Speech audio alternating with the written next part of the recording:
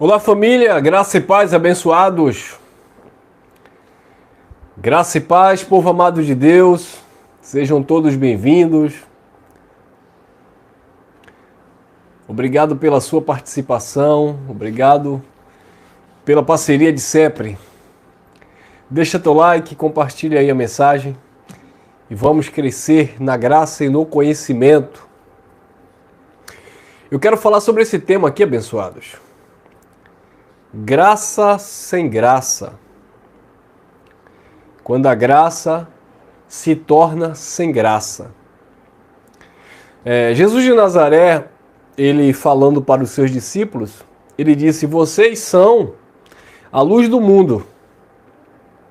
Não se pode esconder a luz debaixo de uma cama. Não pode colocar a luz debaixo da cama. Ela tem que ser colocada no velador, em um lugar alto, para que todos aqueles que venham passar na casa venham enxergar a luz. A luz precisa iluminar. A luz precisa clarear. Jesus também dizia, usando aquela figura de linguagem, vocês são o sal da terra. Vocês são a luz do mundo e também o sal da terra. Se o sal se torna sem sabor, insípido, para nada presta.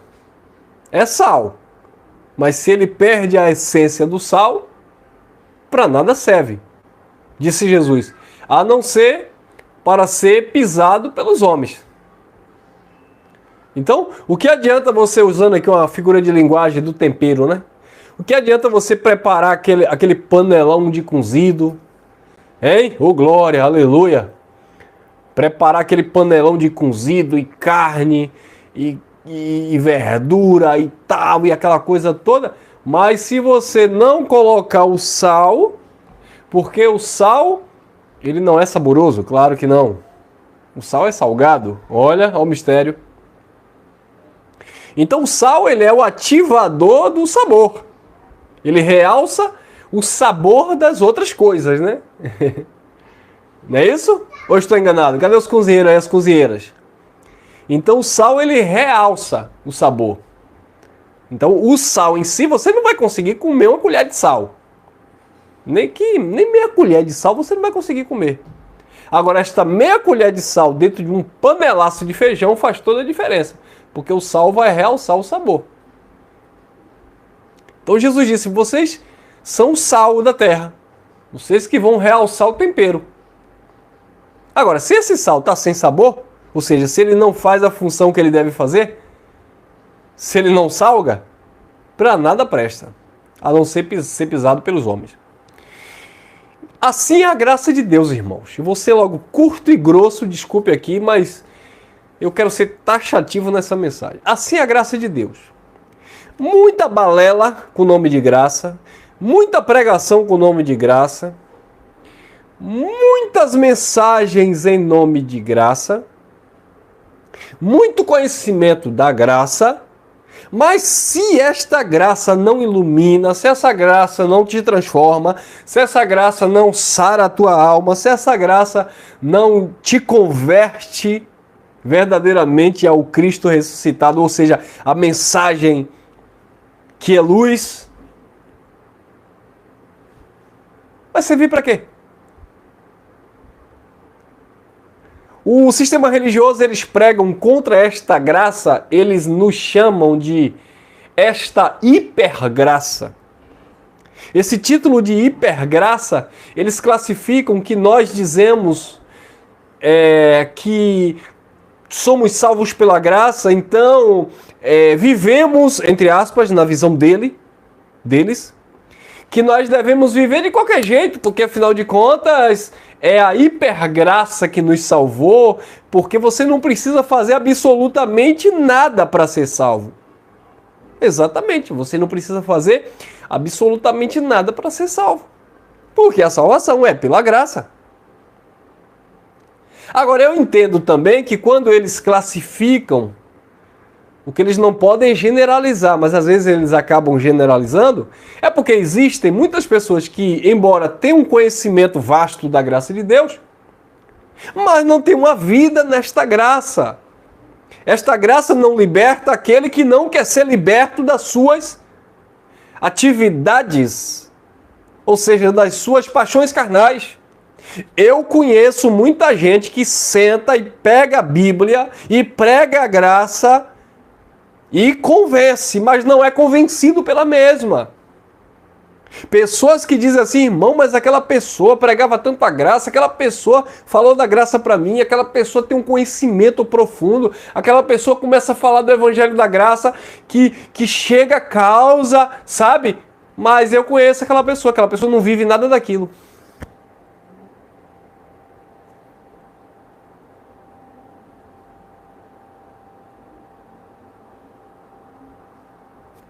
Entenderam? É uma graça sem graça. É uma graça sem vida. Não estou falando aqui de rotar a santidade. Não estou falando aqui me siga como exemplo de perfeição. Que isso, irmão?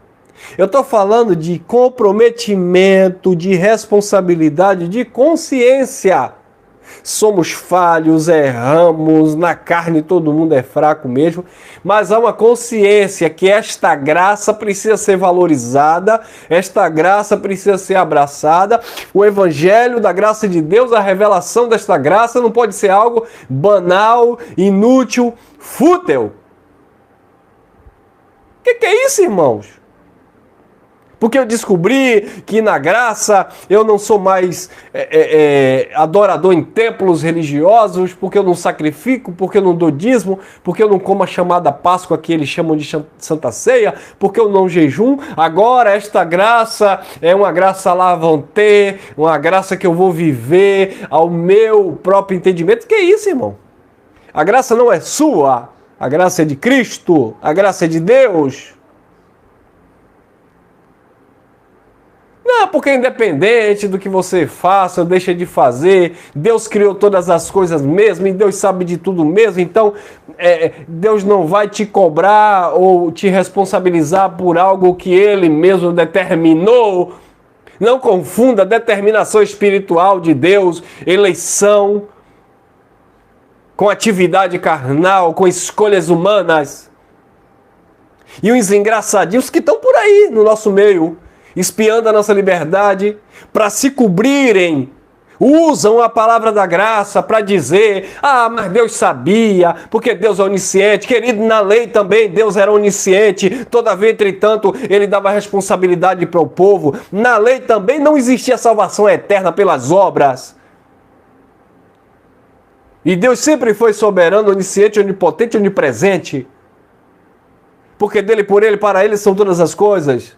Só que Ele sempre responsabilizou os homens pelos seus atos, pelas suas escolhas. E diz que enquanto houver dia e noite, haverá plantio e haverá colheita. Tudo que o homem semear, isso mesmo ceifará. Caim, o pecado jaz à porta. A escolha é sua, cabe a você decidir. Adão, por que comeste do fruto que eu ordenei para que não comesse? Mas Adão já foi colocado lá para queda. Eu sei, porque ele era um vaso de desonra. Mas a responsabilidade humana está dentro de uma consciência humana. Não tente misturar as coisas. Eu tenho consciência que eleição eterna, vida eterna pertence a Deus. O Senhor conhece os que são seus. Quem Ele predestinou para a eternidade é para a eternidade. Quem vai para a perdição no sentido de não permanecer eternamente, Ele também já sabe, mas dentro de uma consciência humana, Ele distribuiu até para o ateu o que é certo e o que é errado, e não vem a responsabilizar Deus. Então é porque você está pregando distorcido, porque nós que pregamos a graça, entendemos que Deus determinou tudo. E quem prega a lei também sabe que Deus também determinou tudo. Não, porque nós que pregamos a graça, está escrito lá em Isaías 45, 7. Porque, e tu prega a graça e está se baseando em Isaías 45, 7? Que Deus criou a luz e as trevas, o bem e o mal, a paz e a guerra, Ele criou todas as coisas. Mas está fora do contexto. Entenda o contexto. Porque Davi disse no Salmo 119 Antes de ser formado no ventre da minha mãe, ainda em forma, o Senhor já determinou todos os meus dias. Ele está falando de quantidade de tempo de vida, não está falando de atitudes, de ações, de trair e de adulterar com Betseba e matar Urias. Hein? Eu sei que Deus determinou o tempo, o dia do meu nascimento e já determinou o dia da minha partida. A escolha espiritual é dele, nós somos filhos porque ele nos escolheu. Agora, conscientemente ele me deu, ó. Aí você fala que graça é culto racional. Mas na hora de encher a cara de cachaça, de droga, fazer asneira da vida, brigar e criar confusão, e alguns que se dizem pregadores da graça, pasmem, ao ponto de dizer que até o estuprador, o ladrão, o assassino, está fazendo aquilo que Deus determinou que Deus quer.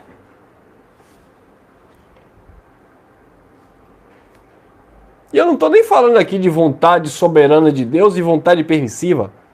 Não é vontade permissiva de Deus, não, é tua vontade mesmo.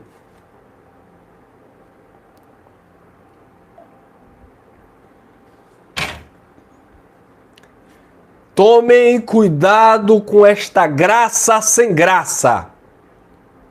E tem pregadores que só têm conversa fiada. Mas não tem compromisso com Cristo, com esse Cristo da graça. O sistema religioso também chama a graça barata, a graça que não se esforça, a graça, claro, que não sacrifica, certo? Mas uma graça libertina, licenciosa.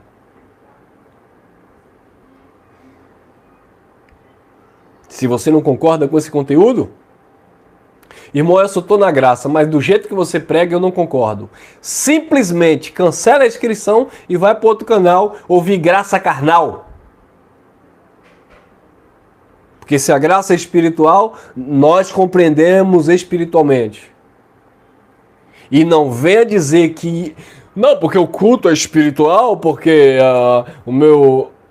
a minha vida é o espírito, mas você está em um corpo físico e aqui habita o Filho de Deus. E como é que o Filho de Deus, a partir do momento que ele conheceu o Evangelho, ele deve viver, ele deve proceder? Vamos usar aquele que foi o pregador aos gentios, Paulo. Por que é que Paulo pregava graça e Paulo não pregava libertinagem? Não, irmão, porque tudo... Não, Paulo não pregava libertinagem. Paulo não foi o primeiro apóstolo, não foi o apóstolo enviado aos gentios? Paulo não foi aquele que Deus levantou para pregar o evangelho da graça?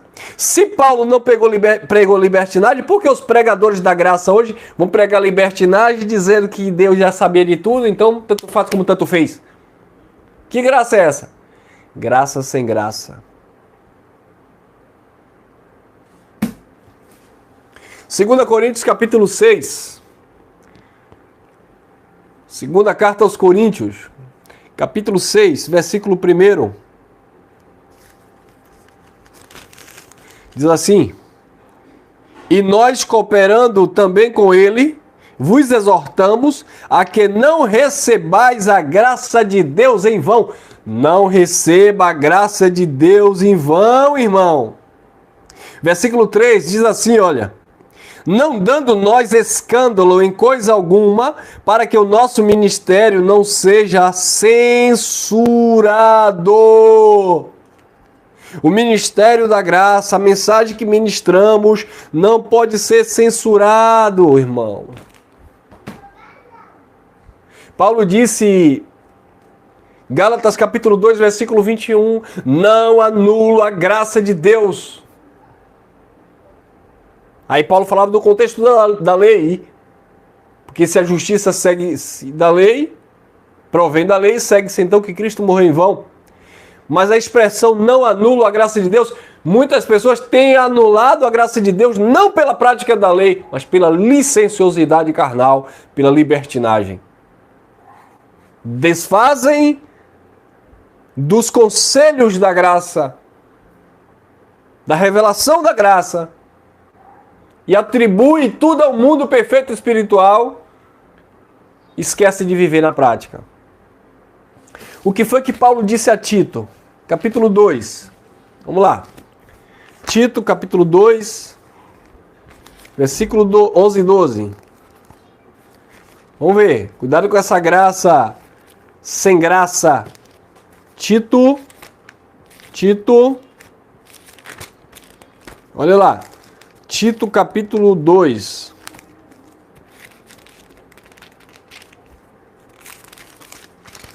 Amém? Se você concorda aí, deixa teu like.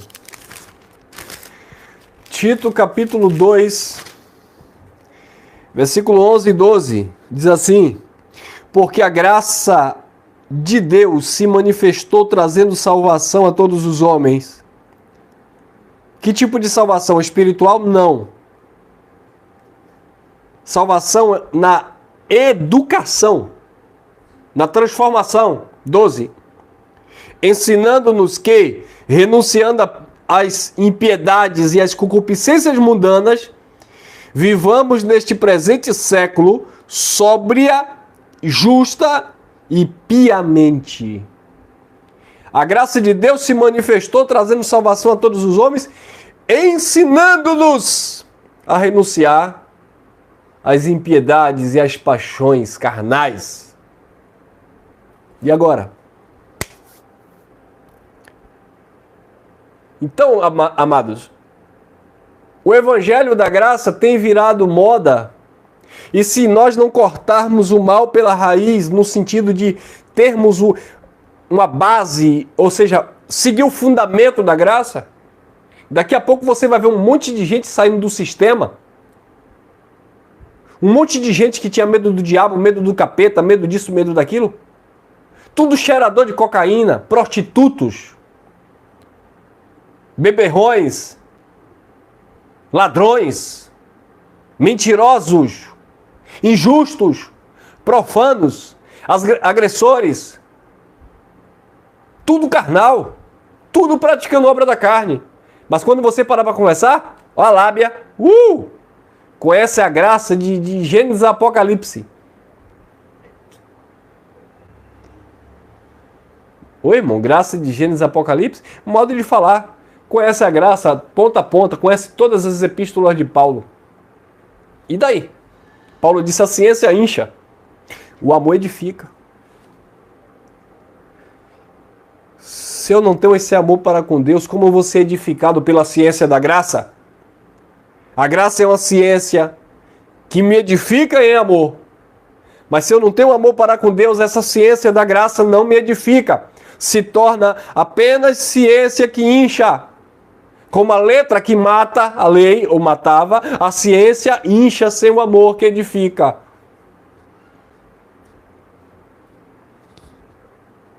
A graça sem graça. A graça barata. A graça, ela não tem sacrifício, mas ela valoriza o sacrifício feito na cruz. Você não se torna santo. A graça revela o santo que há em você, o que é você. A graça, ela não converte perdidos em salvos. A graça, ela limpa o salvo e mostra que ele nunca foi um perdido. A graça não converte perdidos em salvos. A graça limpa o salvo e mostra que ele nunca foi um perdido. Pegou? A graça dá esse sabor, te valoriza, mostra a perfeição de Deus na tua vida, mostra as bênçãos de Deus na sua vida. Mas quando você abraça esta graça, quando você honra esta palavra, volto a repetir, não estou dando uma de santarrão, mas todos os dias, ao falar desta graça, a minha consciência e a minha mente se enche de temor. Não é um jugo pesado de servidão, onde o irmão Elcio agora vai ficar correndo para orar mais, Não é isso. É uma limpeza pela palavra, diariamente, é uma consciência. Eu sou livre para fazer o que eu quiser, mas eu não devo fazer. Tudo é lícito, mas nem tudo me convém. Quem está entendendo?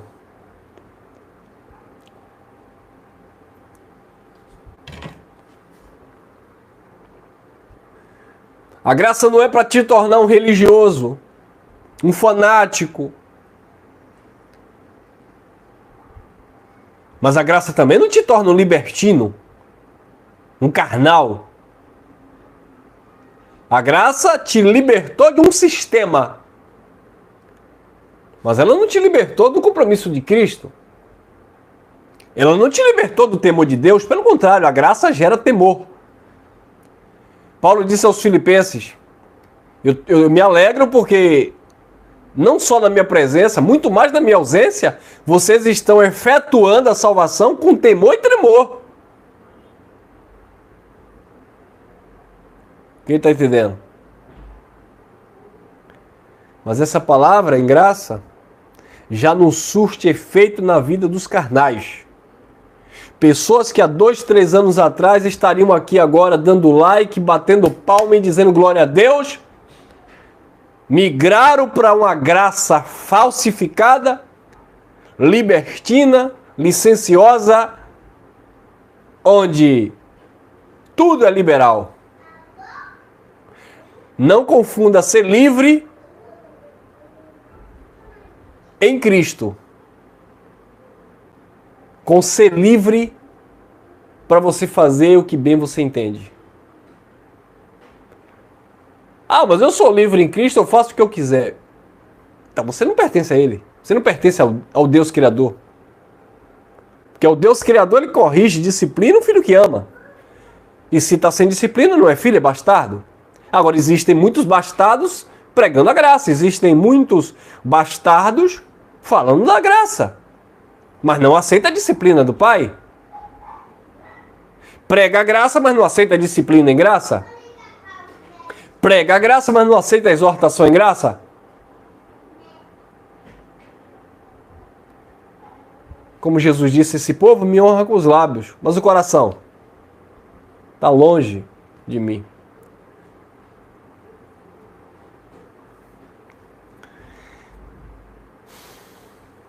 O caso é sério, irmãos. Eu me preocupo muito com a geração gracista, universalista, onde confunde ou confundem liberdade em Deus com libertinagem em carne. Não anulamos a graça de Deus. A graça, ela é educadora. Queira você ou não, a graça é a graça que limpa, que sara a mente, que salva a consciência, que muda o caráter, que transforma o coração. Fora disso, é uma graça sem graça. E por hoje é só. Ficamos por aqui. Graça e paz. Até o próximo encontro, permitindo o Papai do Céu. Fui!